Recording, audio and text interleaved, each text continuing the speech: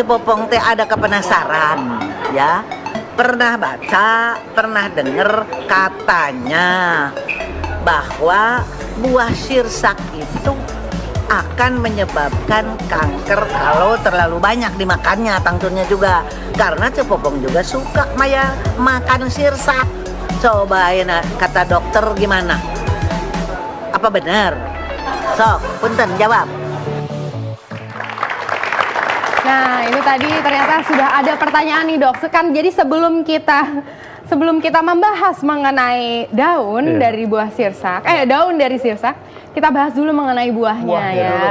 Itu tadi ada pertanyaan dari Cepopong, katanya teteh kepenasaran katanya. Gimana tuh dok? Ya, jadi Cepopong sama-sama saya cuma suka makan buahnya saja, tidak suka makan daun sirsak ya. Nah, kalau kebanyakan makan buah sirsak, apakah jadi kanker? Sebetulnya ada zat anti kanker juga pada buah sirsak, yaitu antioksidan. Ya. Dia ada macam-macam antioksidan yang bisa membantu menangkal radikal bebas di tubuh kita. Radikal bebas yang terlalu banyak itu juga akan memacu berbagai penyakit metabolik dan juga memacu timbulnya kanker. Jadi malahan kalau kita makan buah-buahan apapun termasuk sirsak yang mengandung antioksidan, dia mampu untuk menjaga supaya mencegah kita mendapat kanker sebetulnya. Tapi kalau kebanyakan makan sirsak itu efek sampingnya itu ke arah syaraf. Timbul tremor seperti Parkinson, penyakit Parkinson. Nah, dok, tadi kan dokter bilang mengenai daun nih. Selain buah ada manfaat pada daun sirsak. Nah, ini kan tadi dokter bilang dan juga masyarakat mungkin sudah ada yang mendengar bahwa daun sirsak dapat digunakan untuk mengobati kanker. Nah, sebetulnya bagaimana dok? Apa zat yang ada pada daun yang bisa mengobati kanker? Ya, jadi banyak penelitian baru-baru ini membuktikan bahwa daun sirsak itu mampu menjaga meredam perkembangbiakan sel-sel kanker dan bahkan mematikan sel-sel kanker di laboratorium pada preparat sel-sel kanker. Ya. Jadi banyak yang mati atau terhambat perkembangbiakannya. Ini kanker apa saja? Sel-sel kanker payudara, sel kanker di usus besar pada tikus, ya, dan juga sel kanker prostat. Ya, ternyata semua dapat dihambat pertumbuhannya oleh ekstrak dari daun sirsak tersebut. Ya. Nah, apa yang menyebabkan daun sirsak begitu sakti ya untuk meredam perkembangbiakan sel-sel kanker dan membunuh sel-sel kanker? Itu karena adanya kandungan asetogenin di dalam daun sirsak tersebut. Itu yang diduga yang berefek berkhasiat membunuh sel-sel kanker tersebut. Apakah sudah terbukti, dok? Itu terbukti pada penelitian di laboratorium. Pada manusia belum ada buktinya. Jadi walaupun sekarang sudah ada yang dipasarkan ekstrak dari daun sirsak dalam bentuk kapsul, ya, bisa dikonsumsi katanya, ya. Dosisnya itu antara 500 mg sampai 1.500 mg per hari. Satu kapsulnya mungkin 500 mg ekstrak. Baik, jadi belum terbukti ya dok ya? Belum terbukti, belum ada percobaan mengenai manfaat daun sirsak terhadap kanker pada manusia. Jadi belum terbukti ya. Nah, ngomong-ngomong tentang daun, banyak nih mitos yang berkembang di masyarakat terkait daun sirsak. Yang pertama, dok, apa dok? Daun sirsak mengobati asam urat. Ya, katanya memang demikian, tapi sekali lagi itu digunakan di negara-negara di Afrika. Ya, di Afrika juga banyak sirsak, sehingga mereka menggunakan daun sirsak untuk terapi berbagai jenis penyakit, diantaranya asam urat. Ya. Tapi di Indonesia sendiri tidak populer dan itu masih dalam penelitian. Apakah memang efektif untuk menurunkan asam urat? Masih dalam penelitian. Selanjutnya, ada lagi mitos atau fakta manfaat daun sirsak. Daun sirsak untuk pengobatan kanker ini tadi sudah dijawab ya. Nah, Dikna, biasanya kalau konsumsi buah-buahan atau daunnya nih? Jangan-jangan nyemilin daunnya? Iya, nyemilin daunnya. Dibungkus buahnya dimakan. Kayak makan sirih. Makan sirih jadinya. Oke, ini ada lagi dok, daun sirsak untuk mengobati penyakit ginjal. Nah, ini kita harus hati-hati. Mitosnya demikian, dia bisa mengobati penyakit ginjal. Tapi banyak hal yang kita belum ketahui tentang sirsak, daun sirsak terutama ya. Apakah mungkin juga dia mengandung senyawa yang beracun untuk ginjal. Kita jangan terlalu banyak mengkonsumsi hal-hal yang belum jelas manfaatnya. Seperti dulu kan terkenal buah noni, ya. Buah noni itu ternyata racun untuk ginjal.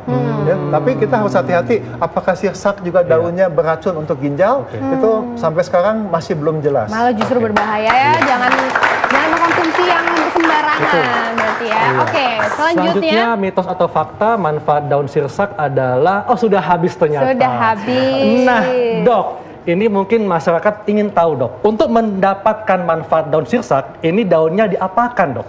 Ya. Kalau menurut penelitian ada 2 macam ya cara mengekstraksi daun sirsak. Satu dengan menggunakan etanol asetat, yaitu daunnya dihancurkan, dikeringkan, kemudian dikasih etanol asetat, dibiarkan selama 3 hari 3 malam pada suhu tertentu sehingga asetatnya menguap dan disaring. Setelah disaring kemudian dibiarkan 3 hari 3 malam, kemudian yang bubuknya itu digunakan sebagai obat, ya. Nah, bisa juga diekstraksi dengan cara basah, yaitu dihancurkan kemudian direbus dengan air. Nah, filtratnya yaitu sudah dibuang daun yang sisa-sisanya, kemudian disaring dan dikeringkan juga. Didapatkan endapan yang berupa bubuk ekstrak dari daun tersebut. Nah, Dok, ini kan tadi kita bahas bahwa daun sirsak bisa bermanfaat untuk mengobati kanker. Dan banyak di masyarakat yang mengkombinasikan nih antara pengobatan kanker yang secara kimiawi dengan daun sirsak. Nah, apakah ini diperbolehkan atau gimana, Dok? Apakah boleh dikonsumsi berbarengan? Kita harus hati-hati, Dr. Haikal, kalau menggunakan fitofarmaka, yaitu jamu-jamu seperti daun sirsak, itu kalau digabung dengan obat-obat kedokteran yang biasa, itu bisa timbul interaksi obat. Ya.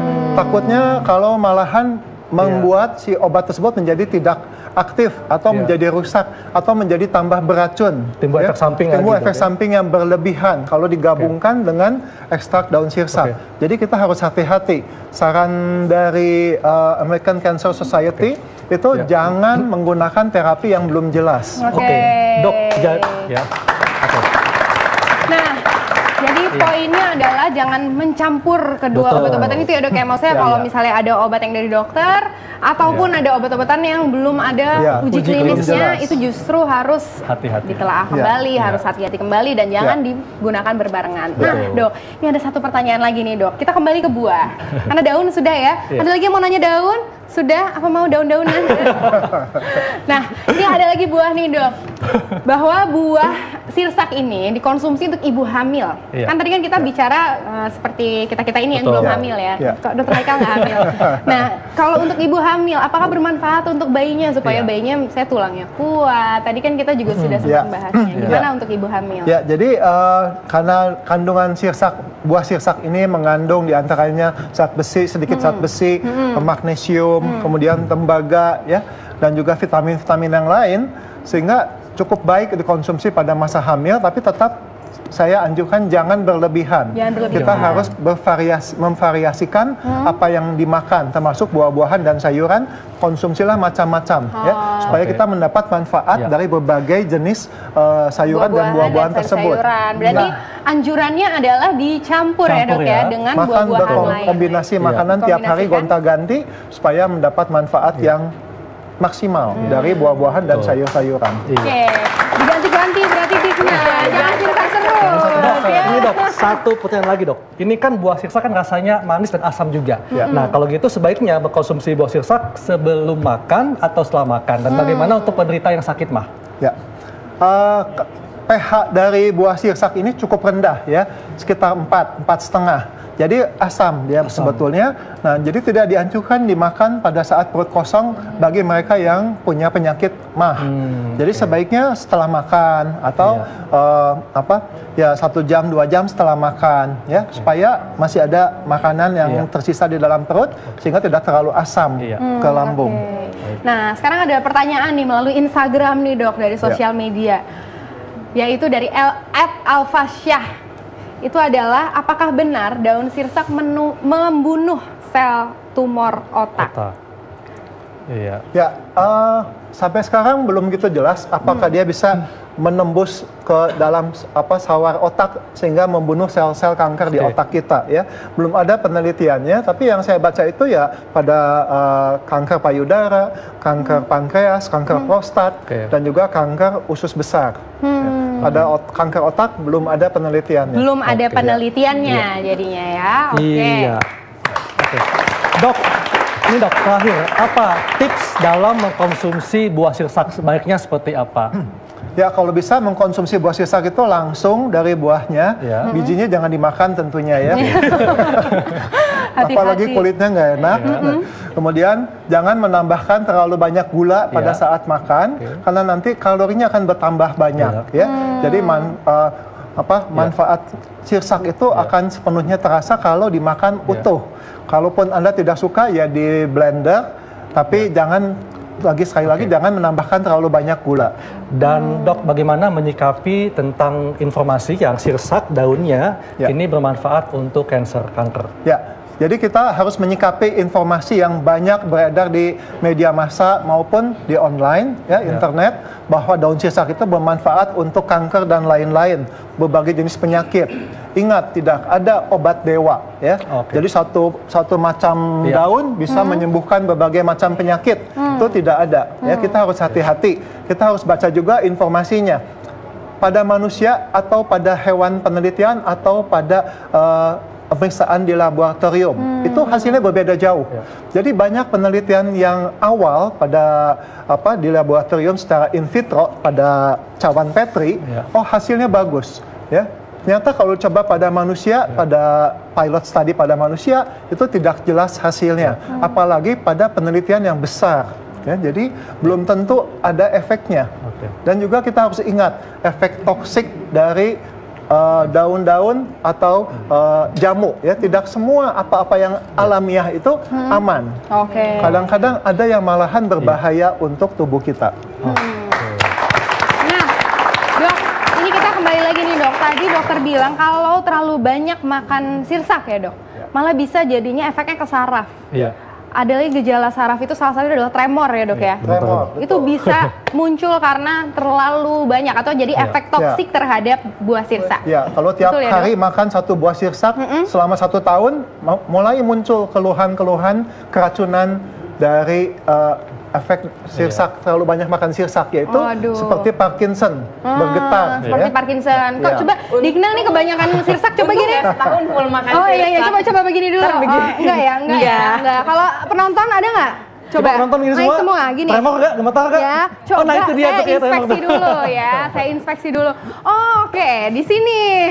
Ini ternyata ada nih, jangan-jangan suka makan sirsak terlalu banyak nih mas. Enggak ya? Setahun full ya. Nanti kita bakal ngobrol-ngobrol nih ya sama masnya. Terima kasih banyak dokter.